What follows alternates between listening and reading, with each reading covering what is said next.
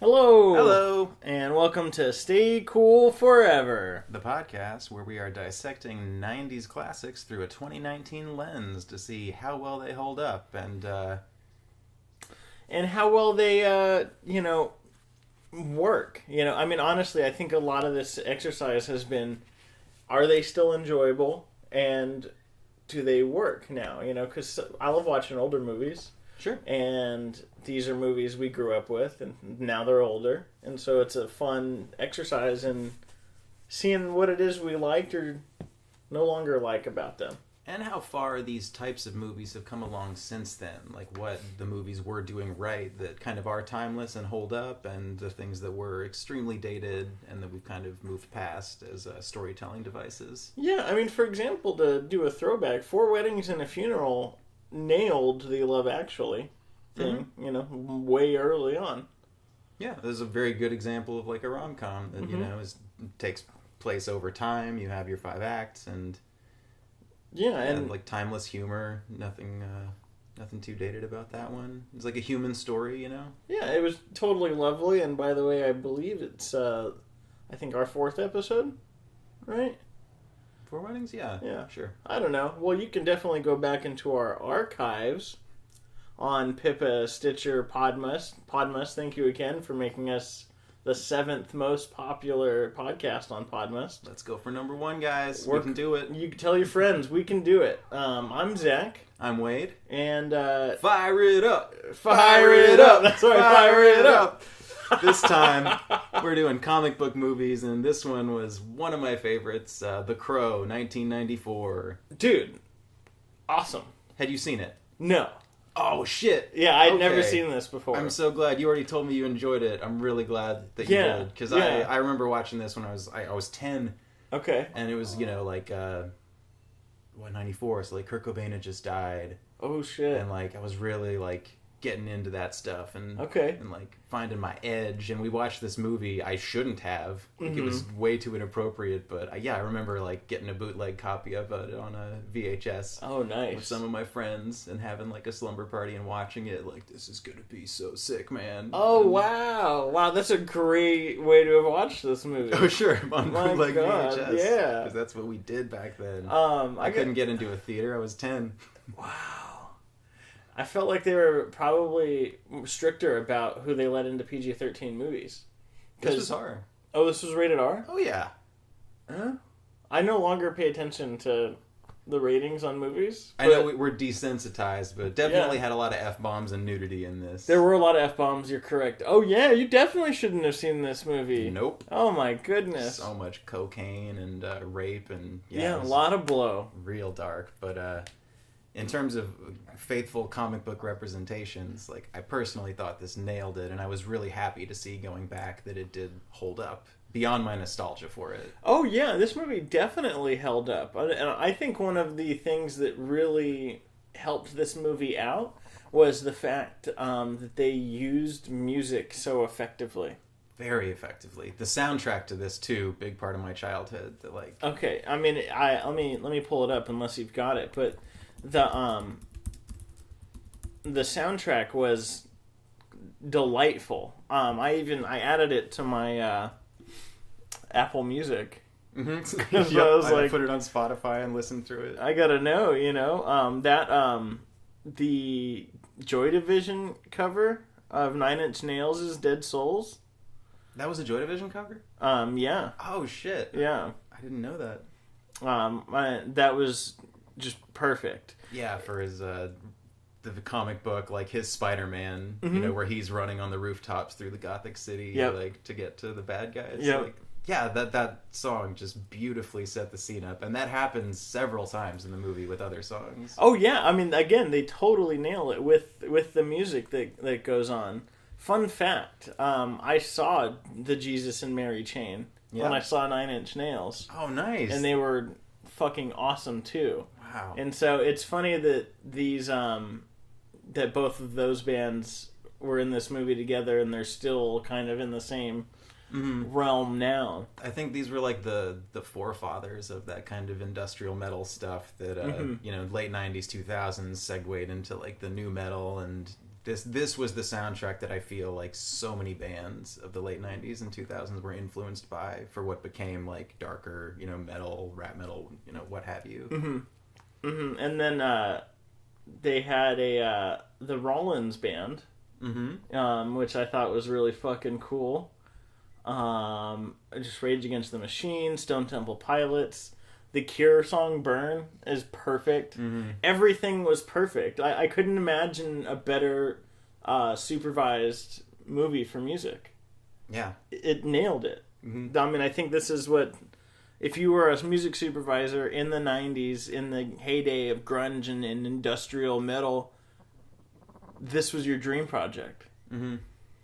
And it was so influential, like the movie, the soundtrack, the whole vibe of it. I personally blame for like the goth movement, and like the like romanticism of Brandon Lee passing during the filming of the movie, kind of like the Dark Knight Joker thing.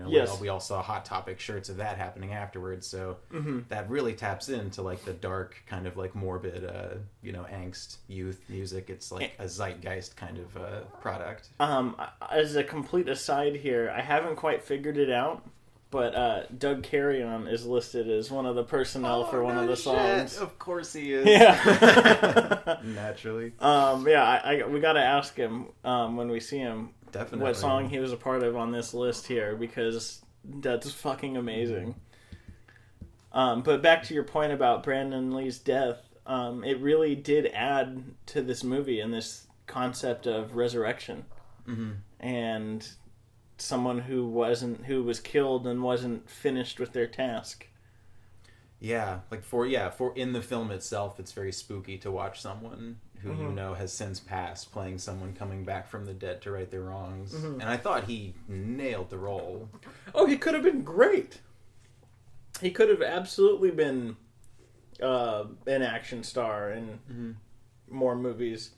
According to Roger Ebert, who gave this movie the same score as Spawn, 3.5 stars. Not fair. Said this is Brandon Lee's best work, and it's unfortunate that he died in the process of it. Yeah, I know he had done the only movie that I really think of is Rapid Fire, which I didn't see, but it was kind of like 90s action movie. Like he was kind of being groomed to be that kind of star. His dad was Bruce Lee, so it sort of naturally followed. And there was this behind the scenes of this that I watched on YouTube right before the movie, where you get to see him talking about the character a lot, and he seemed like a real sweet guy, like real put together, like decent human being, which just makes it all that much more sad. For the family, that curse of like just in their prime, like dying before their time, and like you wonder what we could have seen from someone like this. And this is not to callously say he went out on top, but like for this being that last project of his where it was a great movie, he nailed it. It was nothing but like potential and a bright future ahead. That's sad. The way he died is so curious. It is. To my understanding, the stunt bullets, the team working on the movie was making them themselves, and apparently a part of one of the dummy rounds was lodged in the chamber. So during the scene, I think, where he, as Eric Draven, is being murdered in the apartment, they were using a big revolver, and I believe one of those had the dummy round lodged in the chamber. It shot him in the stomach, and despite surgery, and he ended up dying from that. Wow. I find it... Well, I guess it was the 90s. Now, my question is, do they still do this dummy round stuff anymore? Or is it all fake? Because I feel like... I think it depends, but I imagine it would be cheaper, because now you have those productions where you can kind of get the burst effect at the end of a gun. Yeah. Like, you notice it, sometimes it looks cheap. Or like with the fake CG blood, flying through the air. Yeah. Coming out of who knows where. Yeah, I mean, so, because, furthermore, the sounds that they use for guns in movies, they go to the woods, and they'll fire a gun, and they'll set microphones, like, 10 yards back at the shot, and then, like, 20 and 50 yards away.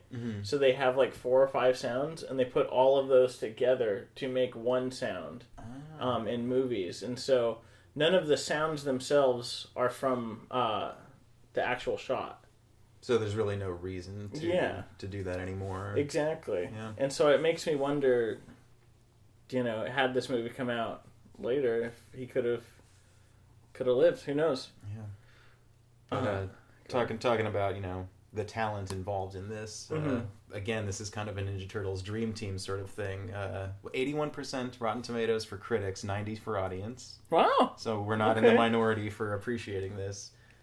Director Alex Proyas did Dark City, iRobot, some music videos for In Excess, Fleetwood Mac, Sting. Wow. So I think music video directors getting their shots at the 90s, comic book movies. Pretty cool.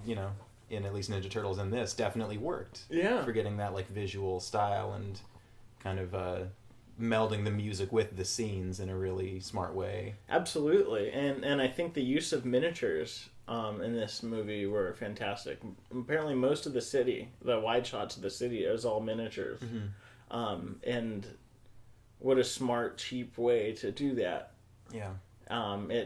It did look like a dark, sort of gothic world, despite it, probably being some sort of city center. But that's all I've got. Yeah, no, I loved the city stuff, the miniatures. That all worked really well. There was the occasional shot of him running where you could tell that something was digitally happening there, but where it almost had a video game feel, when he was just running and the camera was following him across the rooftops, and maybe it was a little slowed down or something. A lot of really cool shots, a lot of real angular. This one I think felt like a comic book in a movie, and yet was still a good movie.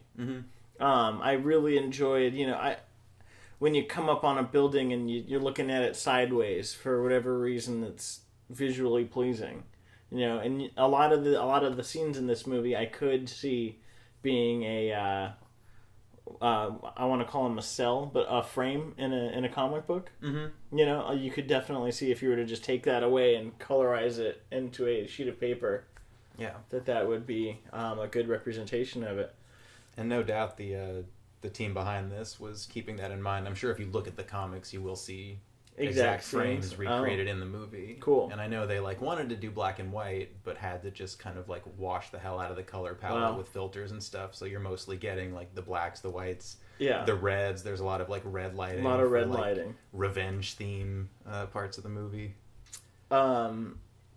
So I have a question for you. Shoot. And I didn't look it up. I'm just curious what you think. Do crows actually only see in black and white? I don't know. I understand dogs do. And I mean, you're going to tell me in a second. We're going to find out. I'm going to guess yes. Crows have better eyesight than humans. While we can only see light in a combination of 3 primary colors, crows' eyes perceive combinations of 4 colors. So they get an RGBY. Interesting. There you go. I did like that scene, though. I like being able to see through the crow's eyes. And you felt like you were witnessing him seeing it through the crow's eyes. His relationship with the crow was handled really nicely. Absolutely. From his resurrection moment, which I thought that scene was terrifying. Him crawling out of his own grave and screaming, just phenomenal acting and setting up that scene. But then when the crow comes down and he sees him and then kind of leads him and he follows the crow, and then later you see the crow staking out the bad guys before he shows up.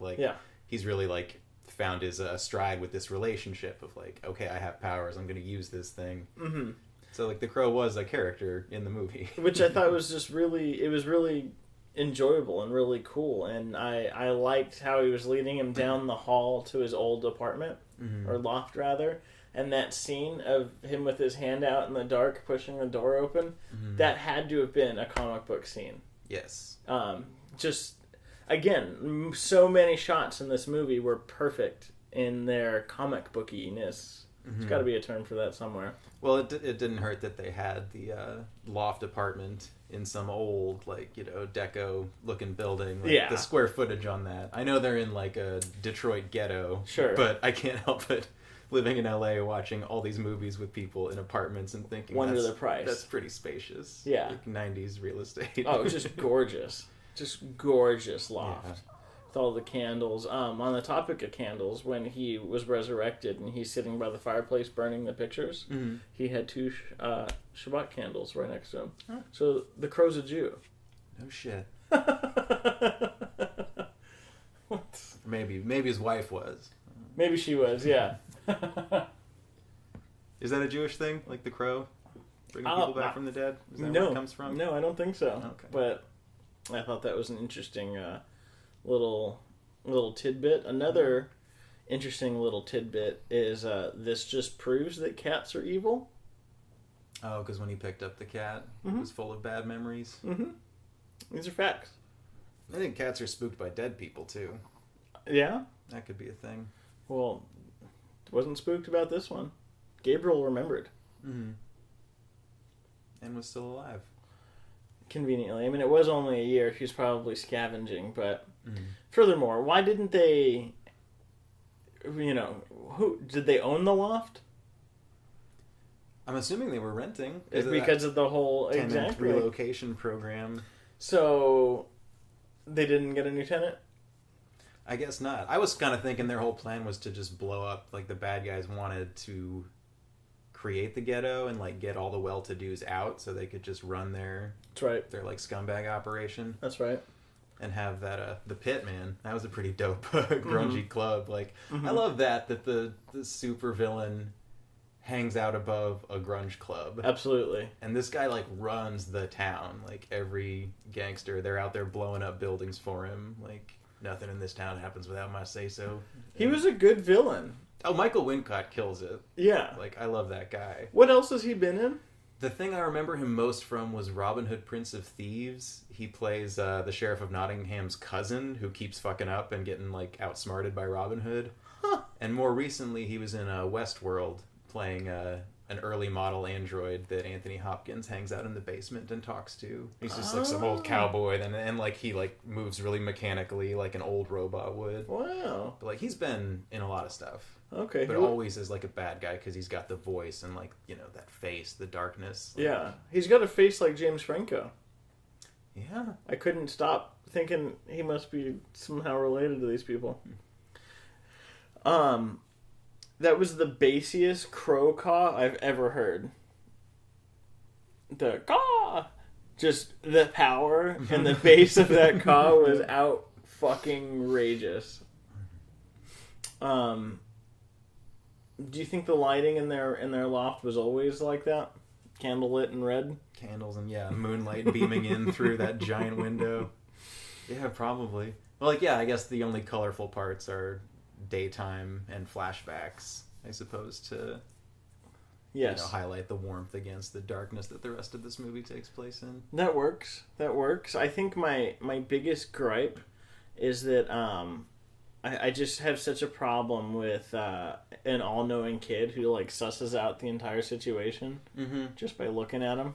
Yeah, I was a little weird with that because like she narrates the beginning and then narrates again. Like, pretty early in the movie, and then at the very end, and it's just naturally, like, the wise beyond her years, like, an orphan on the streets who takes care of herself, but has the dopest 90s fashion and skateboards. Oh, yeah.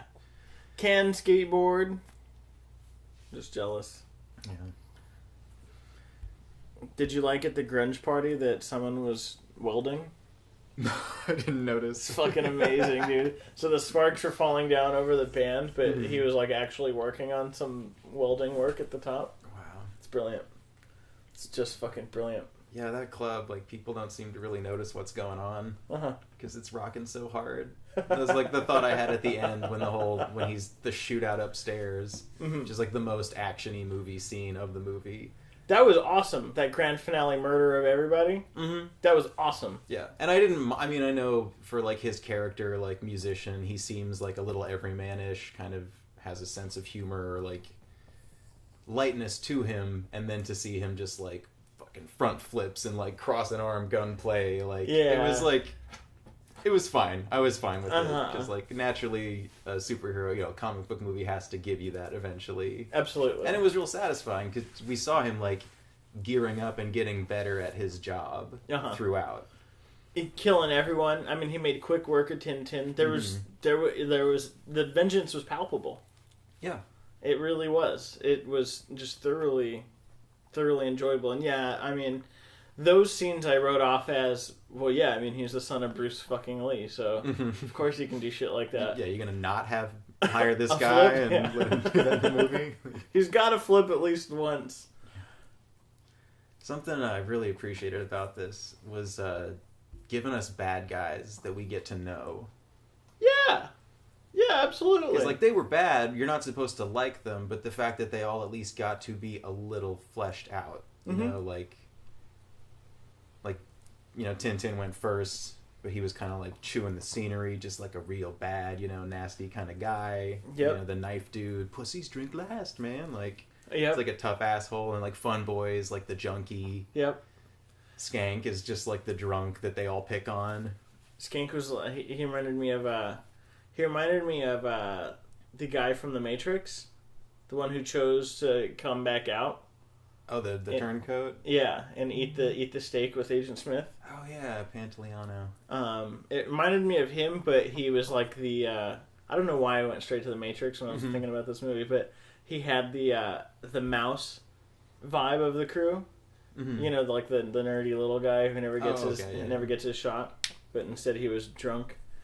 Yeah, but just I don't know, like in that scene with them where they're like swallowing bullets, you know, and doing the fire it up, and you get a sense of like this is how the crew hangs out. Like they blow up buildings together, they go drinking and partying. Fun Boy goes off with Darla. Tintin goes to the pawn shop, and like you do get a real sense of character development that is unmistakable.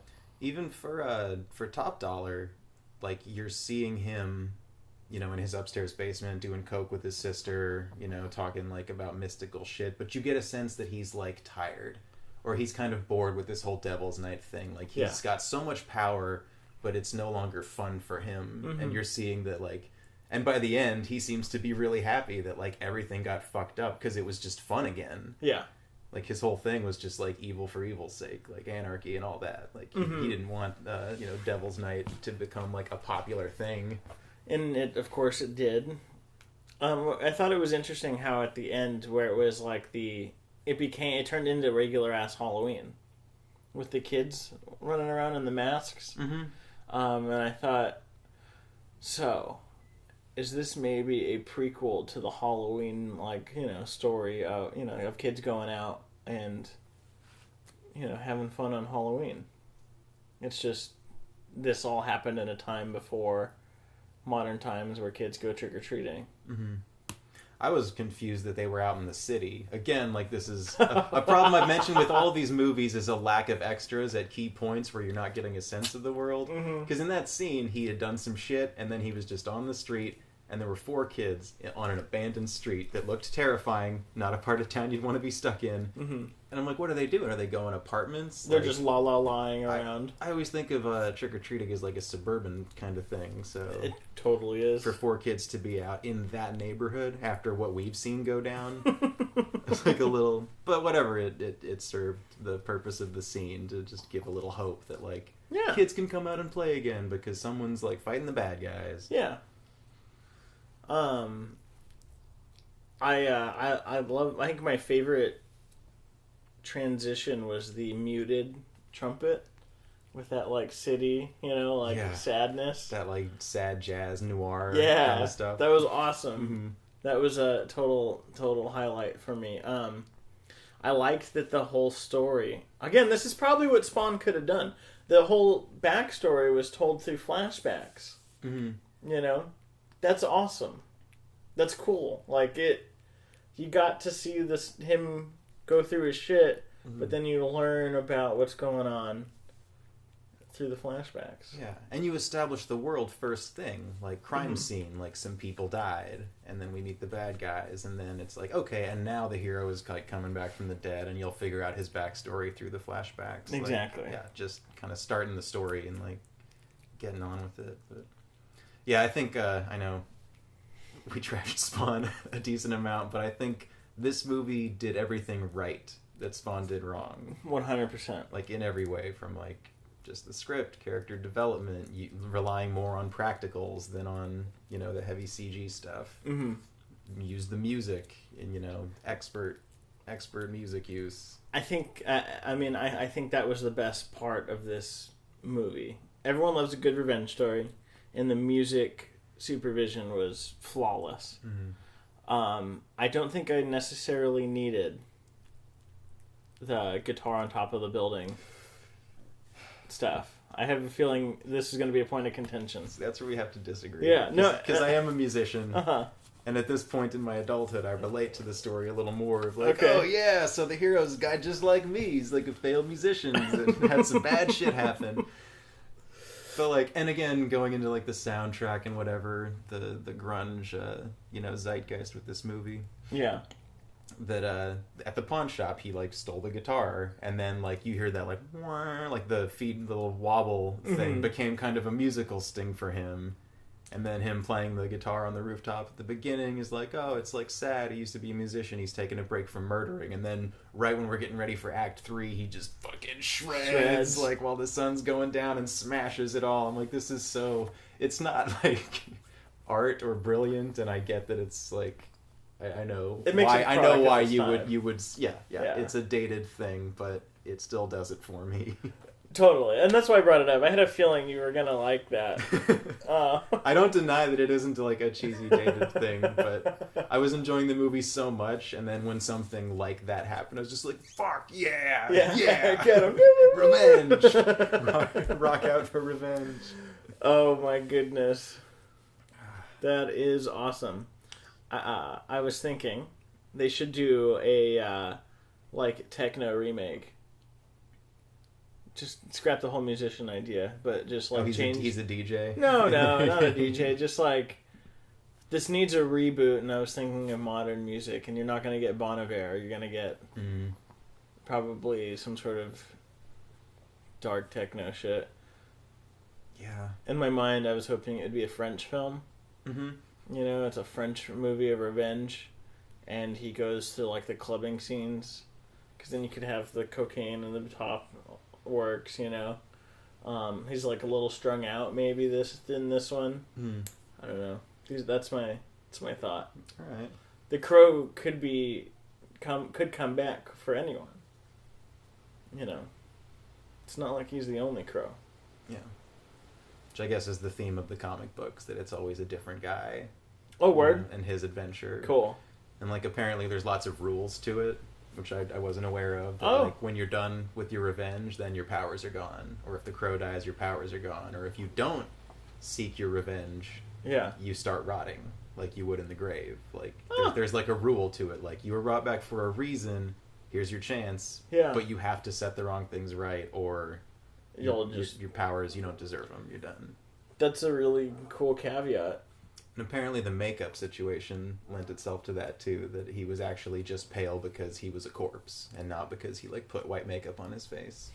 Oh. So one little change. Okay. Little tweak there, which I was alright with because of the whole, he wanted to like look spooky, and he saw the drama mask. And... Yeah, I get why he did that. Yeah. I just thought it was funny that he used a black lipstick thing for those really thin lines. Mm-hmm. It's a little questionable to me, but that's all I've got. Anything problematic in this outside from the extreme gun violence at a nightclub? Oh yeah. Go play with your dolls, huh? I don't have any dolls. Yeah. I mean, like Darla wasn't a good mother. There aren't a lot of role models in this. Yeah. But I feel like that's just par for the course here. I don't think that was, like, problematic. There is a huge, opiate epidemic going on right now anyway. Mm-hmm. Apparently you have a higher chance, I just read this, of dying from opiates than you do in a car accident nowadays. Damn, it's got that bad. Apparently so. Wow. I'll have to refine the article, send it to you, but yeah. It's not a laughing matter. That's how I cope. I think, nothing says a bad guy like incest, so I'm not Really mad about that? It was interesting that they went for that. And even at the end where it's like, and now they're going to have a nasty bad guy kiss before the final duel on the rooftop. They're like, we get it. They're bad. They killed the unicorn that they were banging when we met them. Mm-hmm. Like, you know, they rip eyes out and stab people in the throats and have plates of cocaine in front of them at all times. Like, so you thought it was a little too far? We didn't need that? The incest? I'm not saying we didn't need it. I don't know. I'm not like an incest supporter, but like we've got Game of Thrones, and it's like there is a bit of that trope of like, you know how people will know they're bad? Incest. Sure. And like for these weirdos, it works, I guess. I would assume they're like half siblings. They said that she's his half sister. Yeah, he's like father's daughter. You don't see a resemblance. Yeah, so they're not like. I mean, it doesn't make it any better. Sure. Yeah. Bai Ling, by the way, is in goddamn everything. Yeah? That chick has so many credits. She has like 8 things coming out. Oh, yeah, no, she used to, like, she did foreign stuff, and I think The Crow kind of, like, broke her open to the U.S. She works a ton. I think she was in Battlestar Galactica, I forget, or one of those. She was in something that would have been pretty good, but she's in fucking everything. She's just a character role. I just wrote a ton of TV and movies for her because there were too many, like 5 things a year for the last 30 years. Yeah, it's insane. Shocking. And I don't know if you noticed the guy who played T-Bird, David Patrick Kelly, was the guy from the Warriors. Oh no, I didn't notice that. Warriors, come out and play. It was that guy. Wow. It was like holy shit. Who really gave it his all in this one, I thought. Oh, yeah. Like, yeah. His death scene especially. Like, there ain't no coming back, man. This is the really real world. Like, that was the scene, and his acting especially, so epic and satisfying. On the topic of his death, explosions in the 90s were so dope. Yeah. There's something about a 90s explosion that's just enjoyable. Yeah, they were just really real. Like when he blows the pawn shop, the whole like gasoline I smell rings in the shotgun, like that had to be a comic book panel, but like looked gorgeous. That was great. That was just fucking great. I don't know if you noticed, but the pawn shop guy was wearing a hyphenated version of his name as his hat. Oh yeah, I think it's like Gideon's Pawn Shop, and it said Gids on his hat. Oh, that's nice. Did you John Polito from The Big Lebowski and a fucking shitload of TV again? Like that guy works a ton. Who was he in The Big Lebowski? No, in Gideon, the pawn shop owner. Oh yeah, you're right. Yeah, fuck, didn't even pick that up.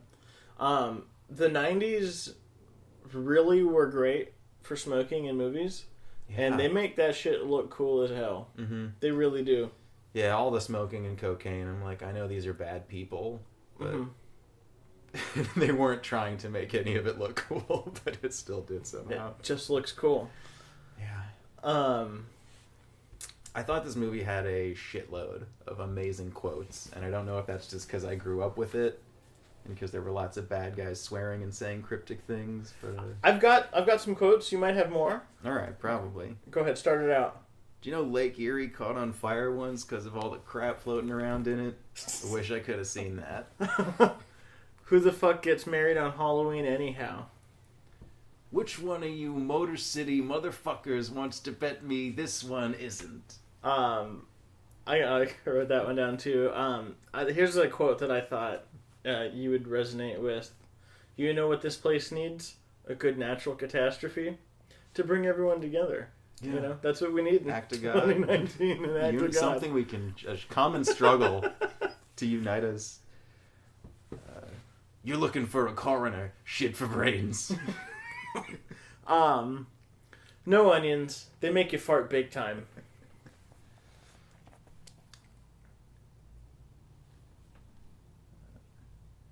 Tomorrow night, we can get high and watch this whole fucking city burn from that window.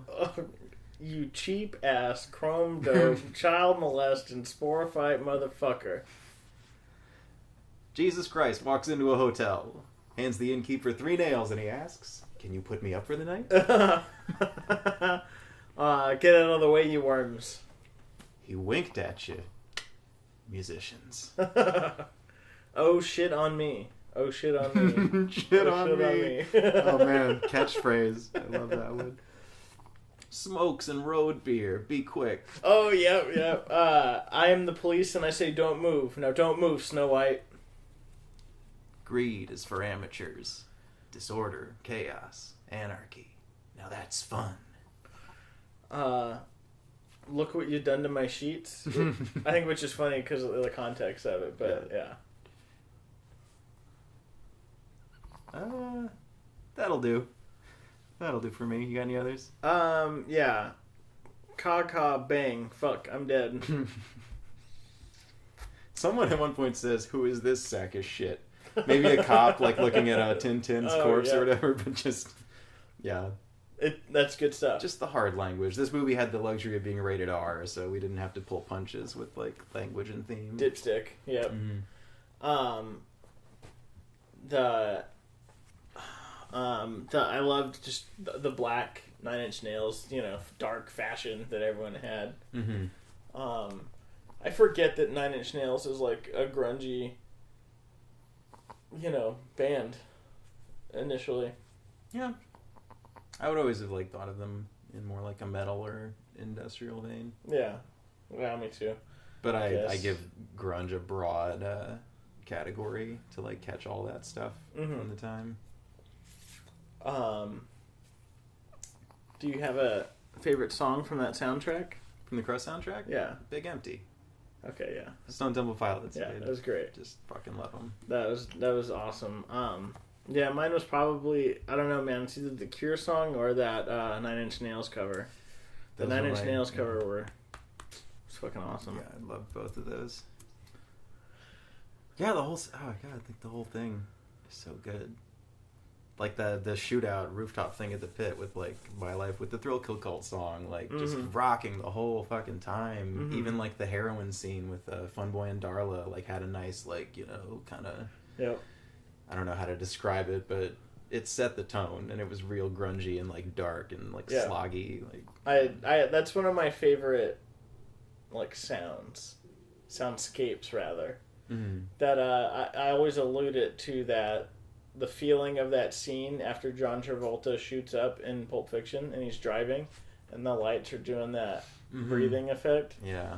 That soundscape is always good. Mm-hmm.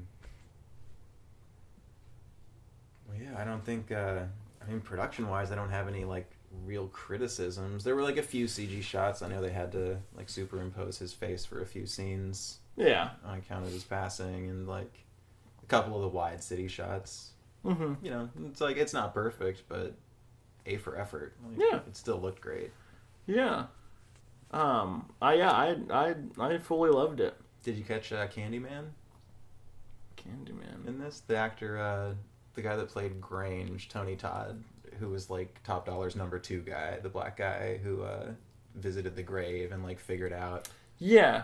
What the hell is he from? Candyman. Candyman. What is that? The Candyman. The supernatural horror villain. I don't know. Oh man, he's like a Jason or a Freddy. They made a ton of movies with him. Oh yeah? And I think Jordan Peele is gonna reboot it. Fingers crossed. I think so. Oh my god, that's gonna be great then. I heard something about that, but... Oh shit, I had no idea. Yeah, kind of like a Wishmaster, just, or you say his name in the mirror sort of thing. Okay. But one of the classic horror. Oh yeah, and the cop. What a great character. Ernie Hudson. Yeah. Yeah, he was so good. What a great character. Just a sweet guy. And their relationship too, the fact that he visited him and talked to him and that he, he was there when they got murdered and recognized them and and wanted to help and did help in spite of his shitty boss. Yeah. Who just was always there to he's your superior, but he shows up to every beat you show up to as a beat cop just to shit on you. Edward James almost looking motherfucker. Yeah. Yeah. Typical shitty boss cop. They had that classic cop trope in there for sure. Yeah, I feel like I would just continue to say good things about the movie. I mean, me too. As is the case with a lot of these comic book movies, you're not getting great female representation. You kind of get relegated to damsels, but Shelley and Darla had some nice arcs. Oh yeah. Or not Shelley. Sorry, Sarah. Sarah. Yeah. And like, you know, Shelley in the flashbacks is just idealistic wife, but it's also she only exists through his memories. So naturally, they would be painted predominantly with like the passion of you know, like her as an object. But you know, I thought they gave you the sense that like these people really loved each other and like had a life together. Mm-hmm. Absolutely. Well, do you wanna get to our grunge rating? Yeah, you can go first. All right. I'll go with Soundgarden. Excellent choice. Because that was a great grunge band. A guy died. You know. Oh my God, Chris Cornell passes away. Mm-hmm. You know, and lives on through his music in the same way our boy here, who says it can't rain all the time, which I feel like could have, if you switch out Black Hole Sun to Can't Rain all the time. Mm-hmm. It's kind of, I don't know, I had that thought while I was watching this movie and I couldn't escape the Soundgarden. Yeah. Vote. Definitely. What about you? I would just go ahead and give it a 9 Inch Nails. Okay. It's like clearly ahead of its time, doing something very right that few people were getting right at the time. Nice. And really holds up. Yeah. Really holds up. Yeah. Okay, great. Well, yeah, thanks for listening. Thanks for listening. If you made it this far, definitely I would recommend check this one out. Definitely watch this movie. Thanks for listening. You can catch us on all major podcast platforms. Thank you again to our people at Podmust. And you can send us an email. Maybe make a movie recommendation or tell us you hate it at staycoolforever@gmail.com. And that's 4 spelled out like the number. Cool. Yeah. Thanks. Bye. Bye.